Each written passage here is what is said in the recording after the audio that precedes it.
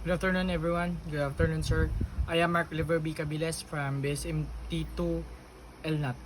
Under MARPOL Annex 1, the discharge procedure for oily mixture are governed by strict regulation that vary depending on the source of the mixture, the type of ship, and the location of the vessel. The following is an explanation of the discharge procedure for the specific scenarios provided. Number 1, oily mixture arising from the cargo tank cleaning on board an oil tanker while staying at Manila Bay Anchorage. Discharge is prohibited. Manila Bay is within 15 nautical miles from the nearest land. MARPOL Annex 1 Regulation 34 prohibits any discharge into the sea of oily mixture from the cargo area of an oil tanker within the tanker is within a special area or within 15 nautical miles from the nearest land outside the special area. Since Manila Bay is located within 15 nautical miles of the nearest land, the oily mixture from cargo cleaning must be retained on board and discharged to a shore-based reception facility. Number 2, oily mixture arising from the cargo tank cleaning on board an oil tanker while underway in the middle South China Sea. Discharge is permitted only under specific conditions. The South China Sea is generally not considered a special area under MARPOL Annex 1. The discharge is permitted only if the following conditions are met. These conditions are: the tanker is not within a special area, the tanker is more than 50 nautical miles from the nearest land, the tanker is proceeding en route, the instantaneous rate of discharge of oil content does not exceed 30 liters per nautical mile, the total quantity of oil discharged into the sea does not exceed 1 to 15,000 of the total quantity of the particular cargo for tankers delivered on or before December 31, 1979.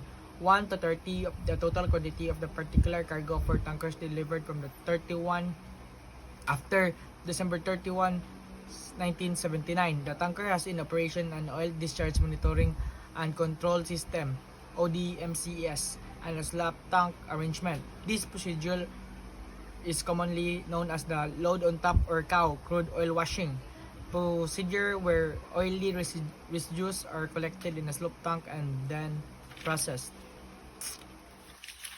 Number 3, oily mixture accumulated in the engine room bilge while underway in the Red Sea. Discharge is generally prohibited with very limited exceptions. The Red Sea is designated as a special area under MARPOL Annex 1. In special area, the discharge of oily mixture from any ship, including those from the engine room, is prohibited. However, new regulations have been implemented for the Red Sea and Gulf of Aden effectively January 1, 2025. For ships of 400 gross tonnage and above, any discharge of oil or oily mixture is prohibited within these special areas except when all the following conditions are satisfied. These conditions are: the ship is proceeding en route, the oily mixture is proceeding through an oil filtering equipment that meets requirement on Regulation 14.7 of Annex 1. The oil content of the effluent without dilution does not exceed 15 ppm. The oily mixture does not originate from cargo pump room bilge or tankers. The oily mixture is not mixed with oil cargo residues. If these conditions cannot be met, the oily mixture must be retained on board discharge to reception facility at a port. Number 4, oily mixture accumulated in the engine room bilge underway in the middle the North Pacific Ocean. Discharge is permitted only underway under specific conditions. The North Pacific Ocean is not especially under MARPOL Annex 1. For ships 400 gas tonnage and above, the discharge of oily mixture from the engine room is prohibited unless all the following conditions are satisfied. The ship is proceeding en route, the oily mixture processed through unfiltering equipment that ensures oil content with fluent does not exceed 15 ppm. The oily mixture does not originate from cargo pump room bilges or oil tanker. The oily mixture is in the case of an oil